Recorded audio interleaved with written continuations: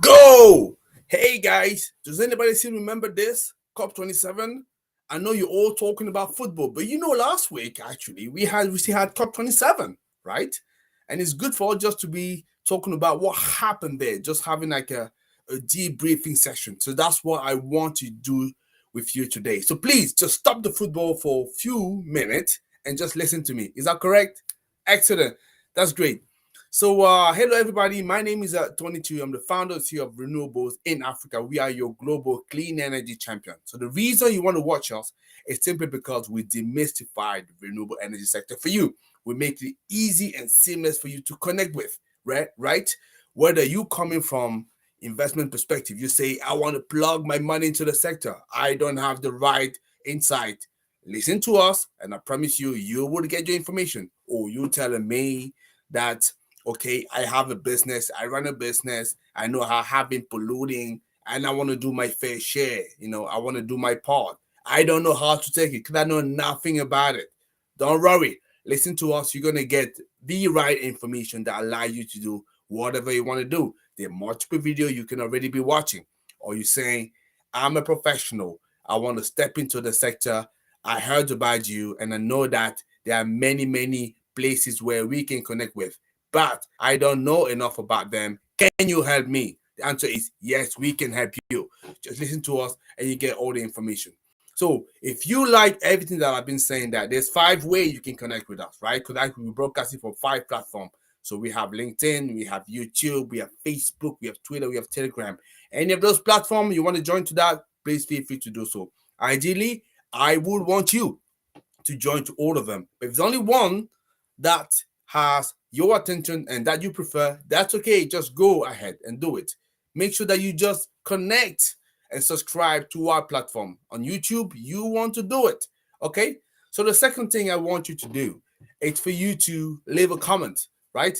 Because if I'm spending that time talking to you, I like to find out whether I'm responding to your questions. If you have other questions that you want me to address, and I will be happy to do so. So let me know.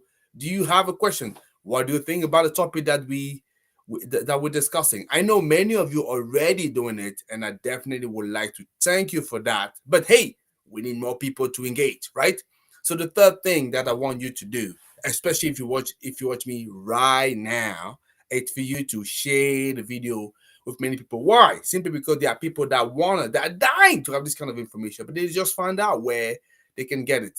So please, listen to us, share the information, and I'll most likely appreciate it. That's actually the easiest way you can actually contribute to the fight against climate change, just by sharing the information first, right?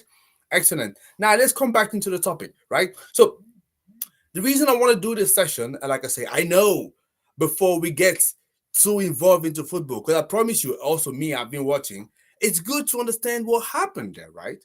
Just have a summarized version of it. Because I know all of you were present. I was not there, me personally, physically, but I was there, I would say, remotely, because I've obviously had a lot of interaction and talked to a lot of journalists. But I want to give you as well my opinion. So what I believe happened there and what is that I think. Yeah, that's okay. So I just want to talk to you about sort of 5 takeaway and then and a little bonus for you at the end, right? So let's talk about that. First of all, so COP27, it was in Africa. It was great.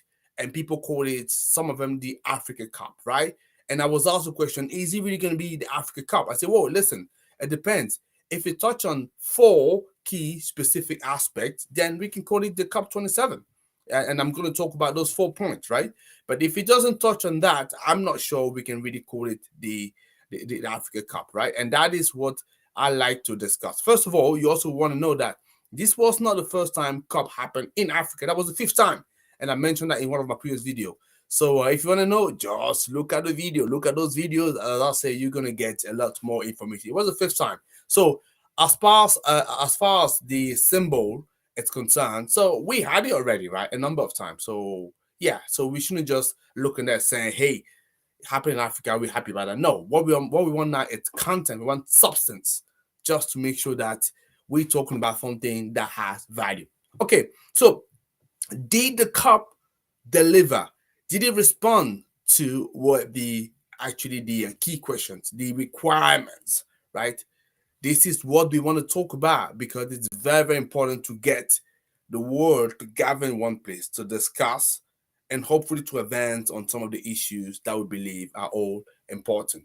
And that's what I want to talk to you. So let me talk about those 4 points I mentioned. So the very first, right? What I'm gonna do, I'm just gonna give you one by one those points, and I'm just gonna respond and tell you whether or not the summit delivered or not. Right? Excellent. So the first point, it was that I want to talk about, it's the contributions, the contribution from the rich nation, right?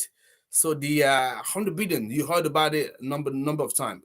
So that was the contribution that rich nations committed to provide, let's say, to developing nation in order for them to speed up, right, their fight against climate change and move towards energy transition. So because obviously those countries, they have the money and also the moral responsibility, so they want to support the other countries so that they can lift them up and we all move to that same target, because if they don't do that, there's no way we're going to be able to reach objectives that was set by the Paris Agreement. So the 100 billion, the contribution of those rich nations, right?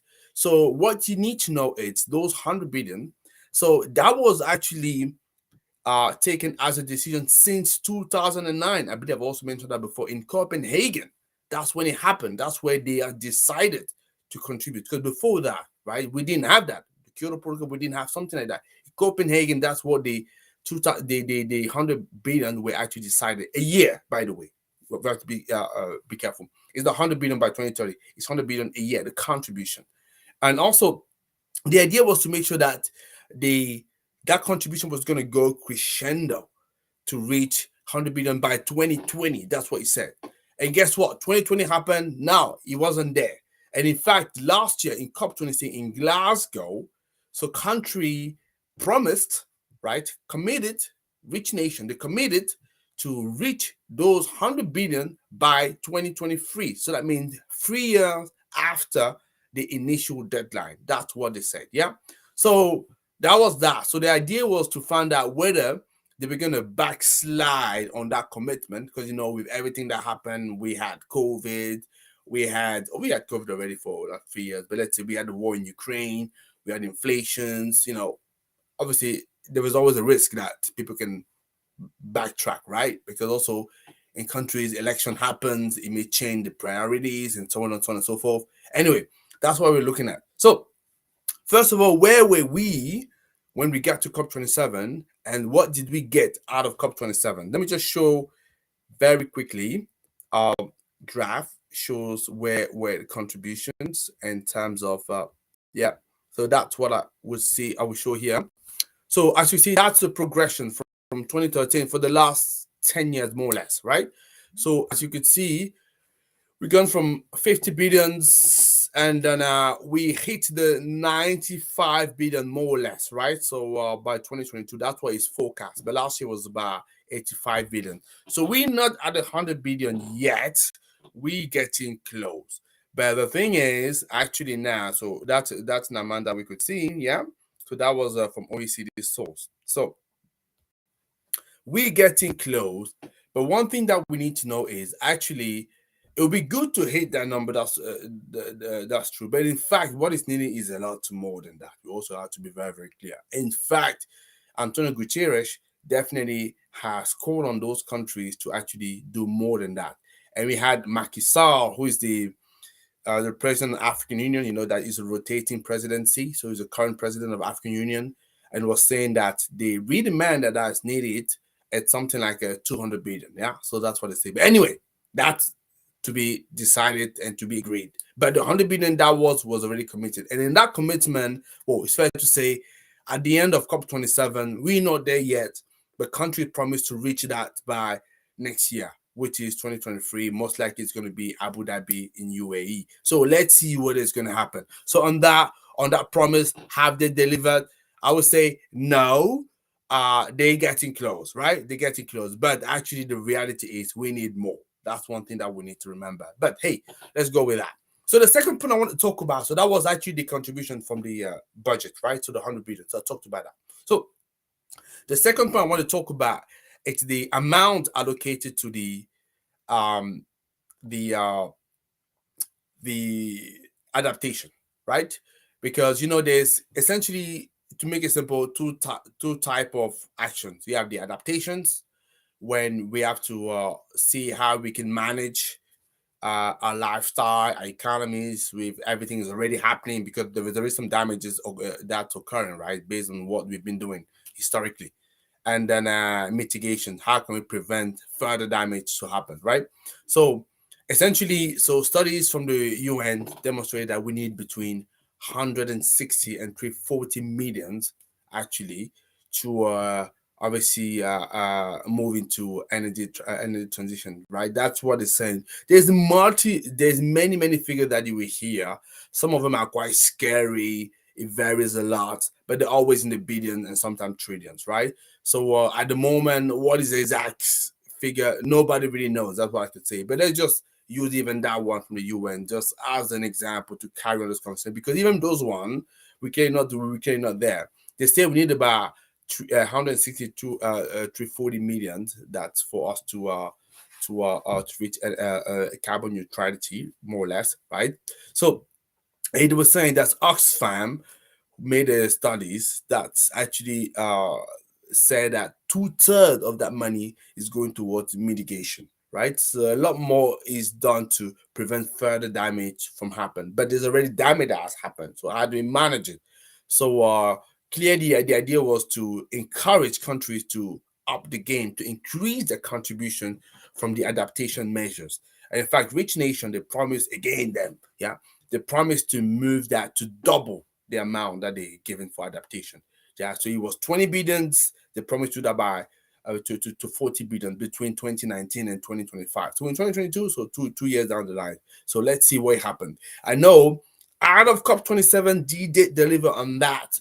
So I think I've heard the EU has made some, let's say, timid, I would say, a timid initiative around that to increase the amount of adaptation money that they are giving, but it's still far from being enough. So on that as well, now, but it's also fair to say that it's clearly linked to the first point that I mentioned, which is the 100 billion, and in fact we need a lot more, as we could see.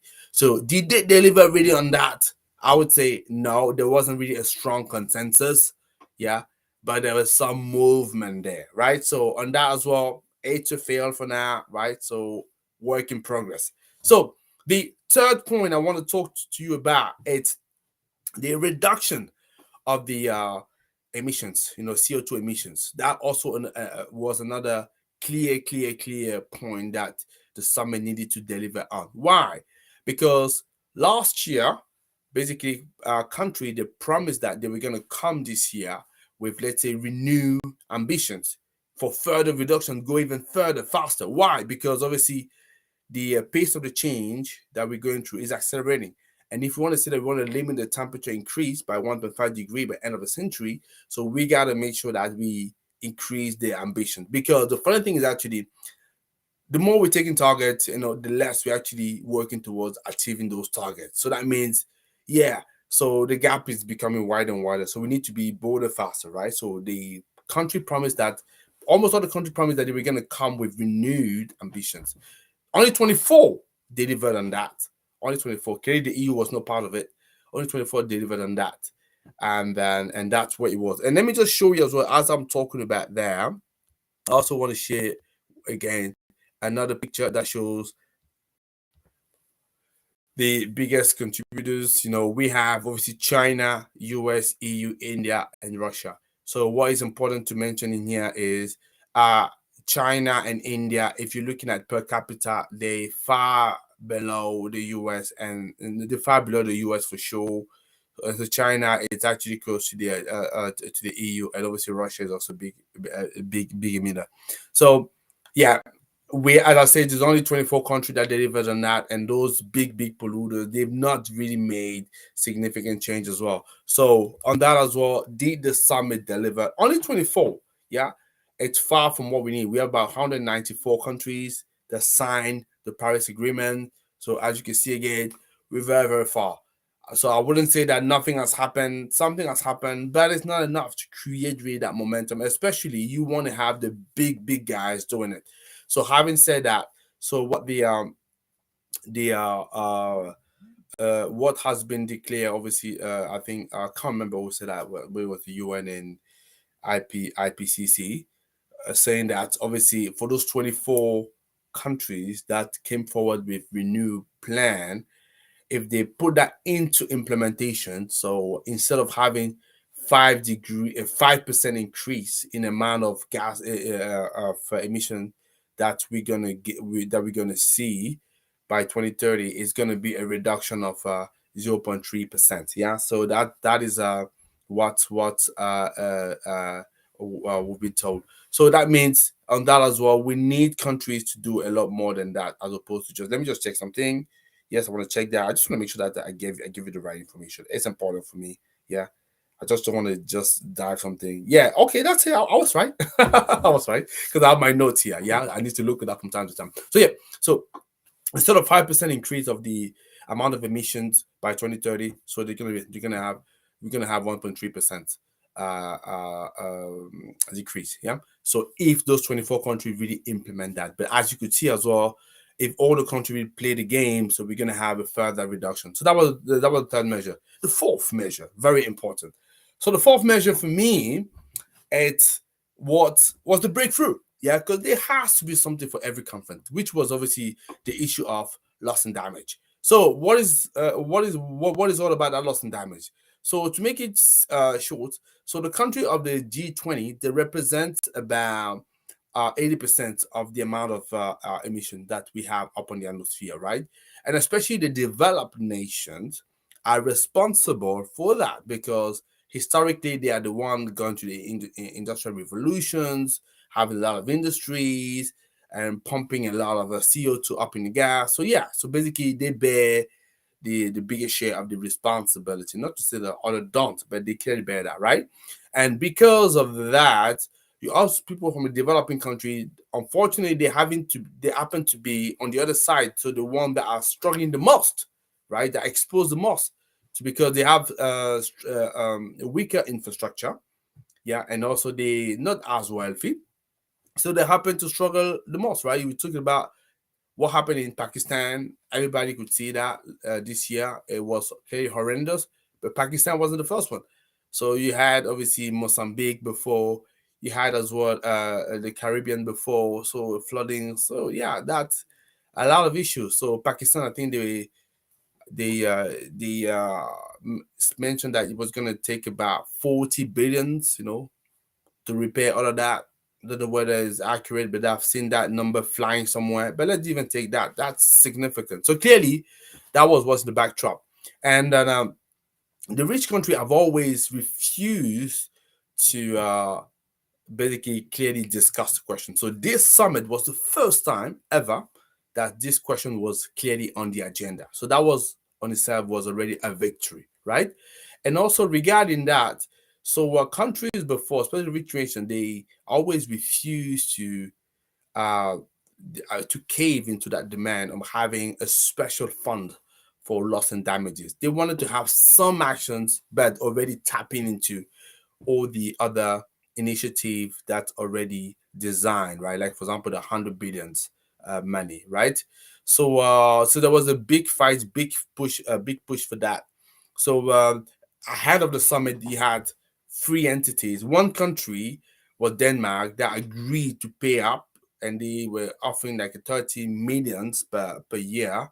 As well, two other regions, so we have Wallonia in Belgium and Scotland in the UK, that were happy to also make some contribution. But that was it. The rest, obviously, they didn't really want to do it. And the reason is because they know that the amount is going to be in $trillions, right? And are we going to economic recessions? Nobody really want to do that. And even if it wasn't economic recessions, clearly they don't want to start paying this kind of money, right? So that's a challenge.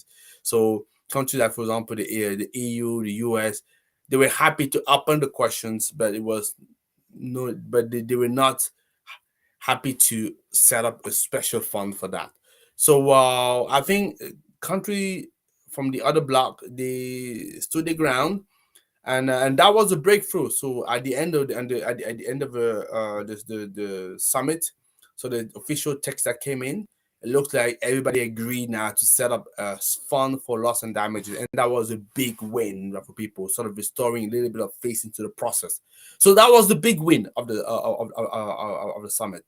Yeah. So on that, I would say everybody has to celebrate that, and it's one key, one takeaway that we can give it to the conference. So, did the conference deliver on that? Yes, is a big yes. The question around that though, so what is really going to be the shape or form of these new funds? How much money? How much people are going to contribute? And also, let's just remember that people agree to pay 100 billions, but it's sort of taking what more than a decade for now for people now to reach that by next year. So I think it's not one yet, yeah, but it's already clear an advancement at least to agree that and to have it in the text and to commit to that. And that I say yes, it has delivered. Yeah. So that was the issue and loss some damage. So basically 1 out of 4, right? That's what it was. So that was the 4 point I want to talk about.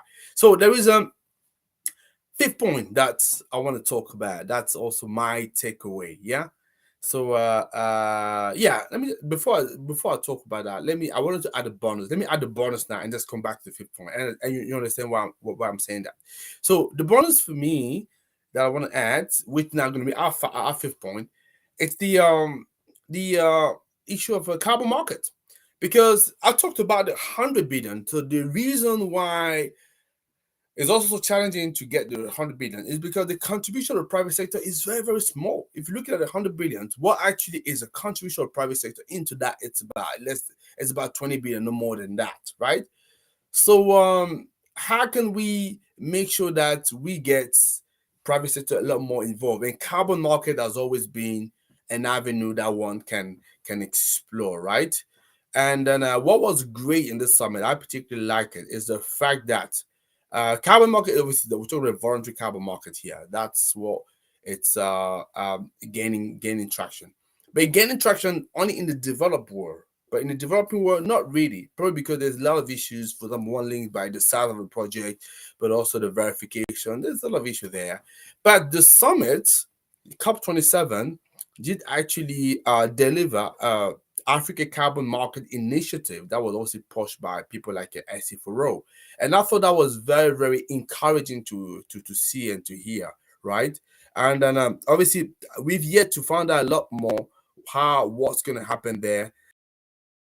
But what I can share already with my screen here is that you can just type and share and check that with yourself. So you can see Climate Champion UNFCCC. So African Carbon Market Initiative launched dramatically to expand African participation in voluntary carbon market, right? And what is that they're looking to deliver? What we was going to produce 300 million carbon credits annually, by 2030. So 1.5 billion credit annually by 2050. Unlock 6 billion in revenue, 120 billion by 2050, 30 billion jobs, 110 million jobs by 2050.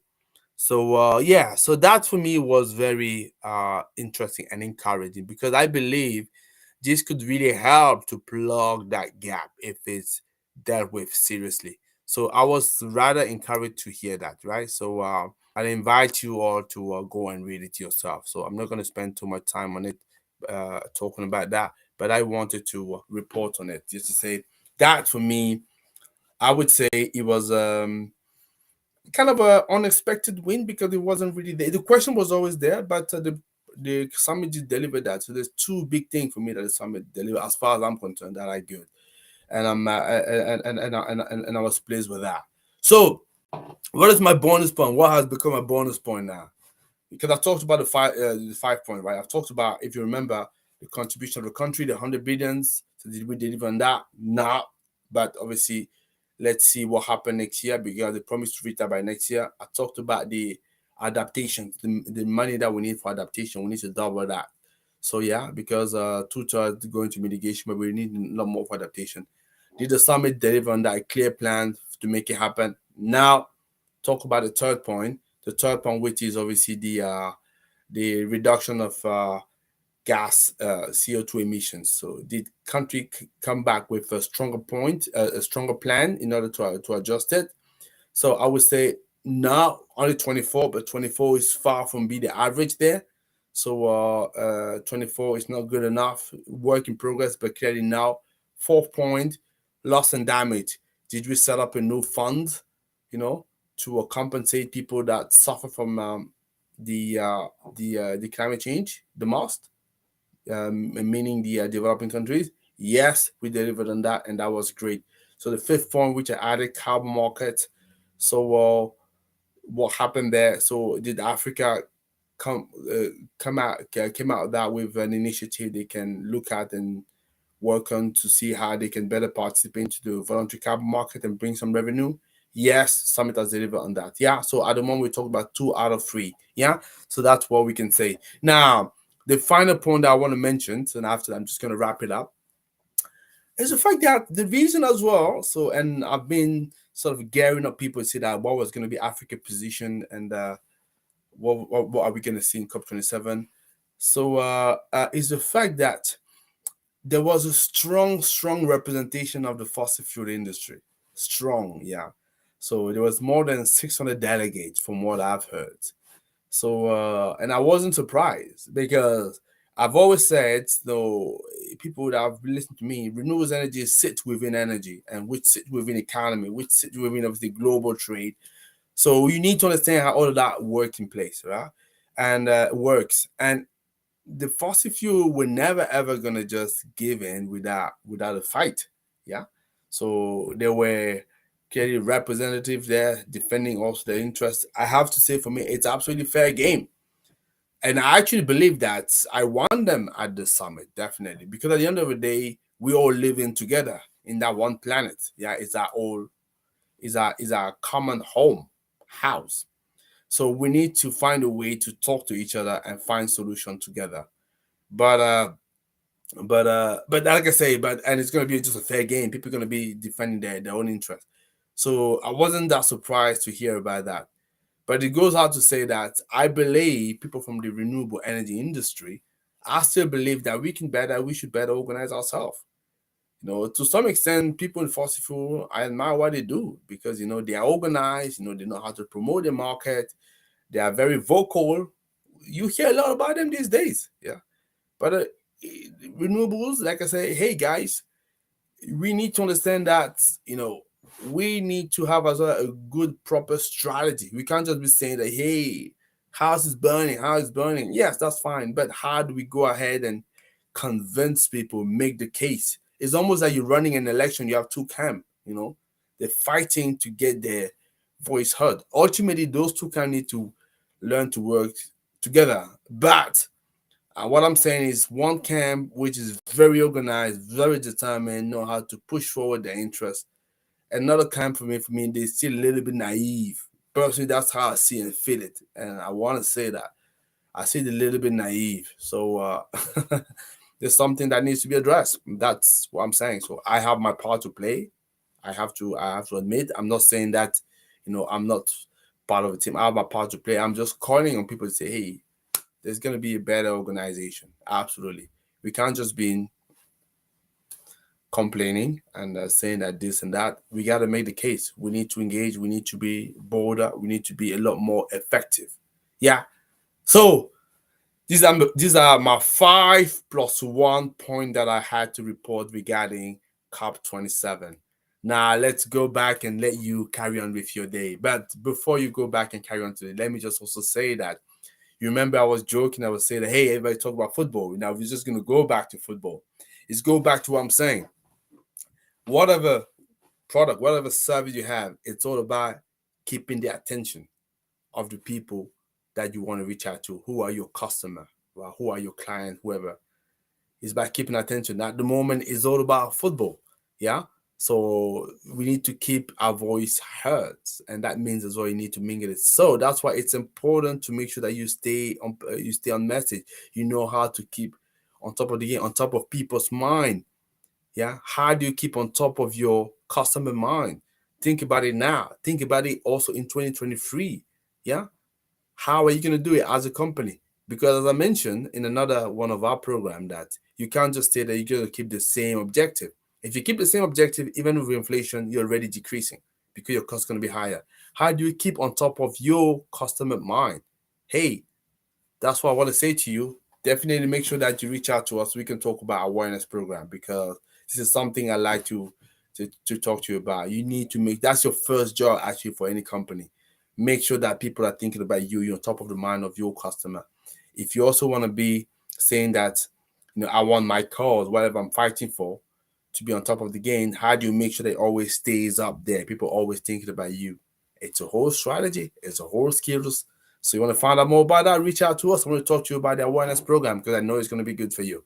Okay, guys, that's all I had to say for today. So I had a great time talking to you. So don't forget, we still have our renewables and money on Friday, where we're talking about the business of running a renewable energy business. That's what I had to say for today, guys. Hope you enjoy. Hope you enjoy COP27. You got the 5 takeaway that you're gonna just reflect on. Let me know, what is your personal takeaway. How did you feel this COP27 go? What is it gonna give you? How are you gonna use that? Is it useful to you or not? So let me know. I like to find out, and I'm looking forward to seeing you soon. Right? Together, we can build a world that we want to see. So may the sun be with you guys. Take care. Bye bye.